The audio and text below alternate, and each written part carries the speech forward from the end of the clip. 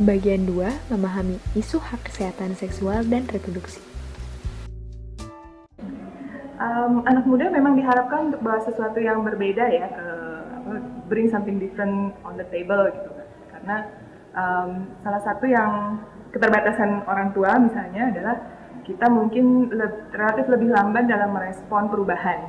Itu teman-teman remaja yang itu kan bagian dari keseharian teman-teman gitu ya, perubahan, kebutuhan konkret. Jadi ketika kita bermitra itu kita kepingin banget dengar aspirasi dari teman-teman. Sebenarnya apa sih yang menjadi kebutuhan teman-teman gitu. Nah, makanya tadi kembali lagi konstituen atau keterwakilan itu penting sekali. Itu yang pertama. Lalu yang kedua juga teman-teman muda itu diharapkan lebih bisa berpikir di luar kotak gitu ya, lebih membawa ide-ide baru terutama tentang metodologi. Bagaimana kita bisa melakukan hal secara berbeda. Jadi berpikir di luar apa yang biasanya dilakukan.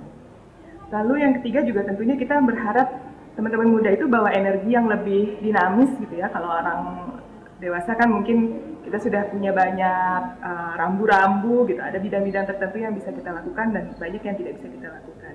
Nah, kita berharap juga teman-teman muda bisa menjadi elemen yang melengkapi dalam hal ini.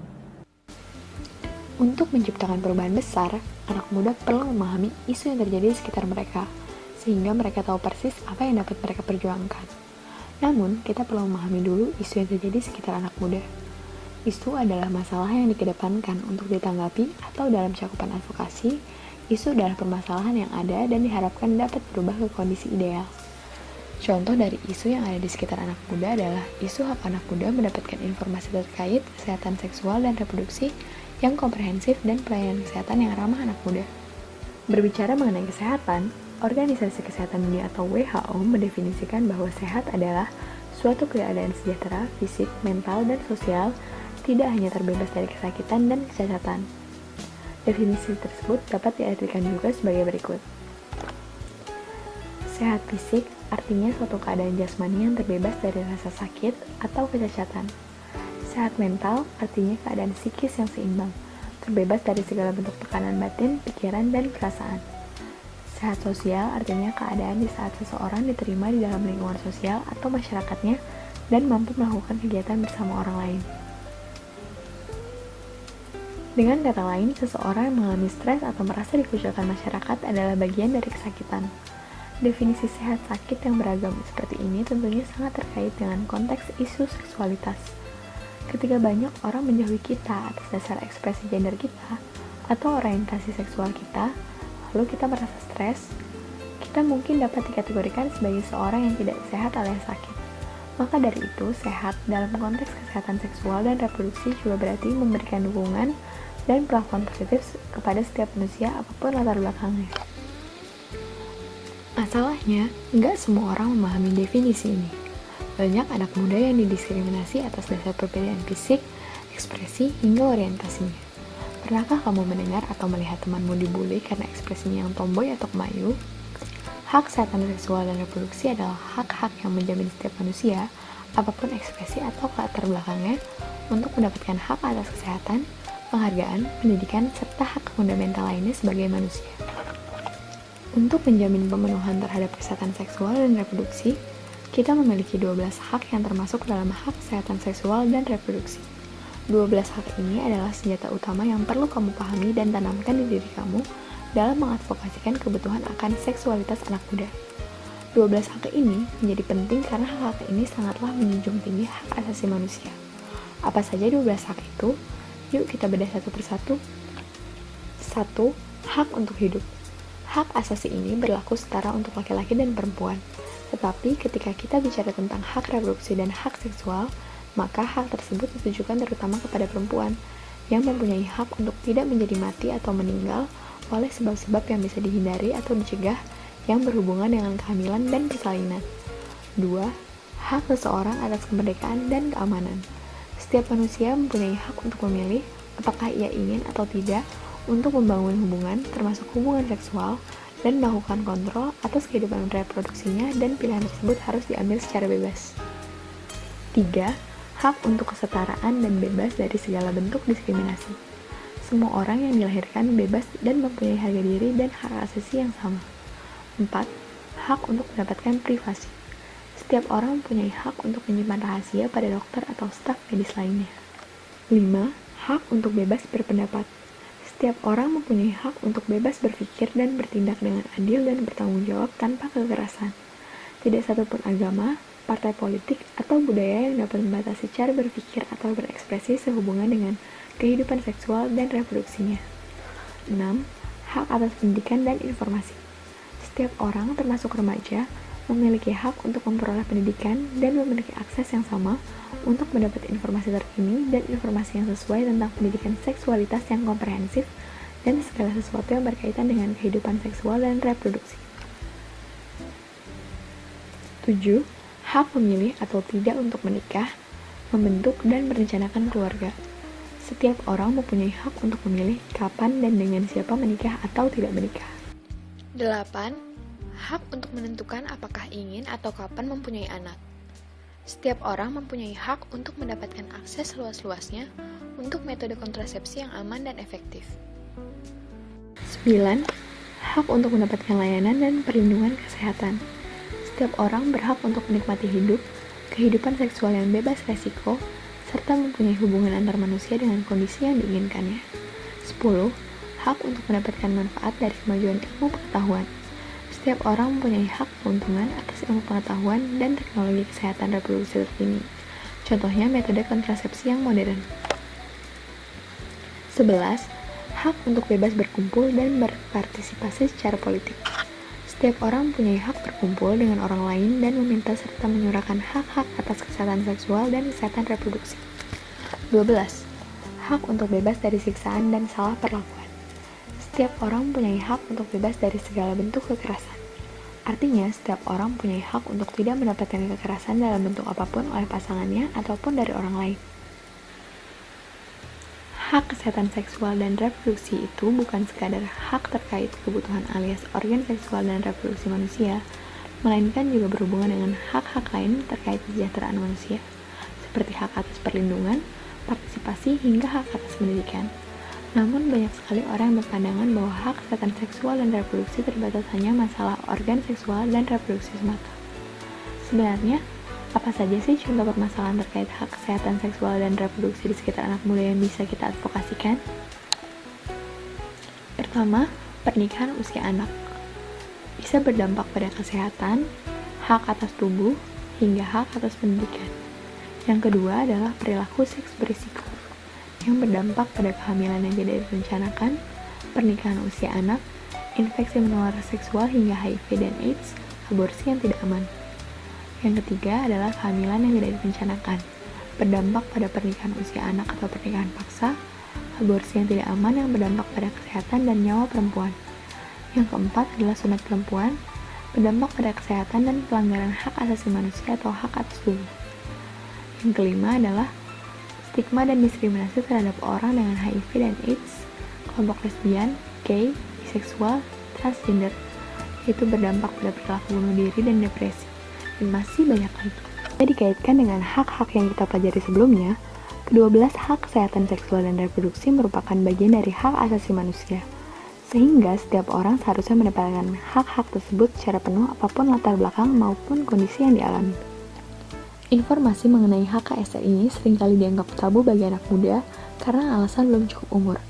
Padahal, pengetahuan mengenai HKSR seharusnya disampaikan sedini mungkin agar anak muda memahami hak-haknya sebagai manusia. Contoh yang baru-baru ini marak di media adalah child sexual exploitation atau eksploitasi seksual terhadap anak-anak.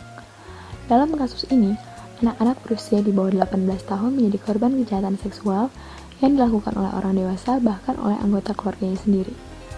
Pelecehan seksual yang terjadi beragam mulai yang bersifat non-fisik, seperti paksaan untuk mengirim foto telanjangnya ke media sosial, dan pelecehan fisik seperti pemerkosaan. Umumnya, korban merasa tidak berdaya dan merasa tidak memiliki pilihan lain karena pelakunya merupakan orang yang lebih tua dan memiliki kekuasaan lebih besar.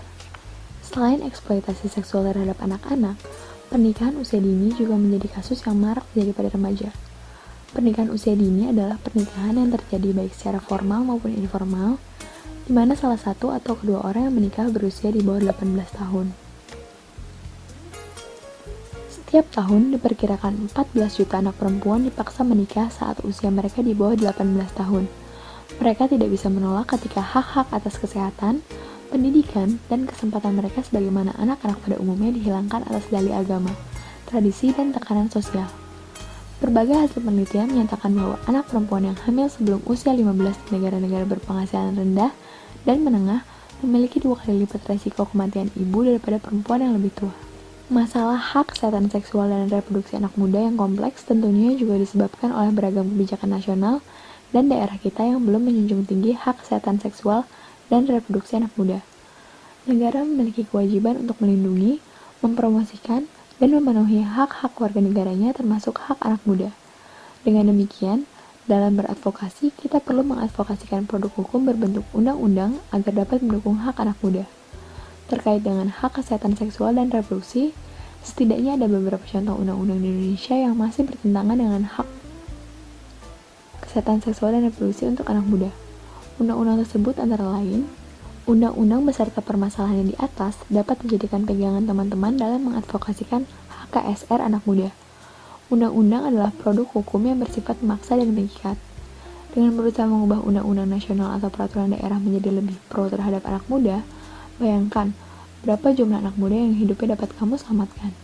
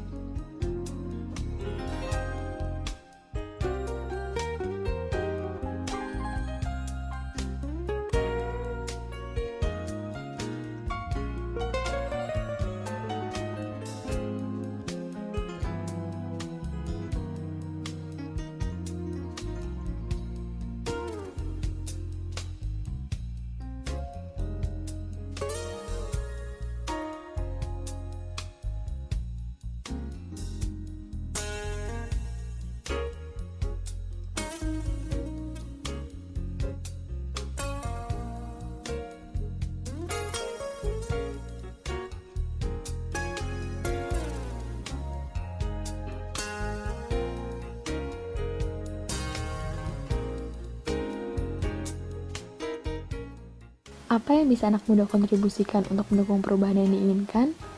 Yuk kita dengar pernyataan dari Yayasan Kesehatan Perempuan, sebuah organisasi kemasyarakatan yang saat ini sedang melakukan judicial review terhadap undang-undang pernikahan.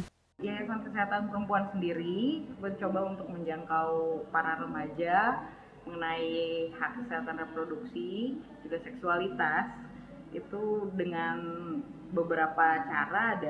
Kita mencoba penyuluhan ke sekolah-sekolah, juga melibatkan remaja di program-program yang YKP punya, yaitu seperti kita sedang menjalankan judicial review untuk Undang-Undang Nomor 1 tentang Perkawinan tahun 1974. Itu kita mencoba bahwa usia perkawinan yang undang-undang tetapkan di 16 tahun itu mencoba kita naikkan menjadi 18 tahun, di mana usia laki-lakinya tetap di 19 tahun. Itu juga untuk menjaga dari berbagai sisi, dari kesehatan remaja itu sendiri, terutama perempuan, dari sisi psikologis, juga dari beberapa aspek lainnya, juga pendidikan termasuk. Itu kita coba melibatkan beberapa remaja, dan kebetulan hasil yang kita dapat juga dari remaja bahwa memang terdapat kasus-kasus pernikahan anak yang masih berjalan sampai saat ini, dan kita mencoba remaja aware untuk hak-hak apa sih yang mereka punya